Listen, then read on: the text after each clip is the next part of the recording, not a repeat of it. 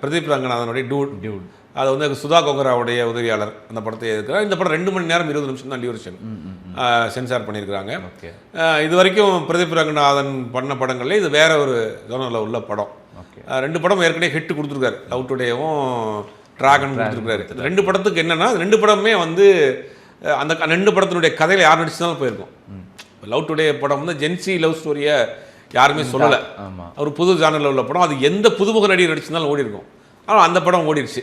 அடுத்த படம் டிராகன்மே வந்து எப்படின்னா அதில் ஒரு ஒரு ஃபேமிலி அட்டாச்மெண்ட்டான ஒரு கதையாக இருந்தது. காலேஜ் பேக்ட்ராப்புக்குள்ளே இன்னொரு வெர்ஷன் இருக்கும்.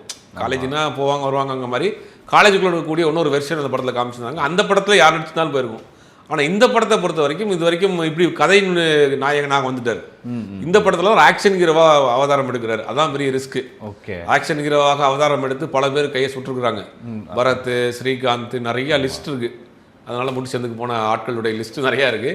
இவர் அந்த இதில் எடுத்திருக்காரு. இவர்கிட்ட 2-3 சிக்கல் இருக்கு. இவர்கிட்ட ஒரு இண்டிவிஜுவாலிட்டி இருக்காது. பார்த்தீங்கன்னா அந்த படத்தோட டைலாக்கு பஞ்சு கிஞ்சில் தனுஷ் அப்படியே இமிட்டேட் பண்ணுற மாதிரி. தனுஷ் அதில் வந்து பார்க்க தான் பிடிக்கும் எங்களை மாதிரி ஆட்கள்னா இதில் அதே மாதிரி ஒரு பஞ்ச் வச்சிருக்கிறாரு. நடை உடை பாவனை எல்லாமே அப்படியே தனுஷ் மாதிரியே பண்ணுறாரு.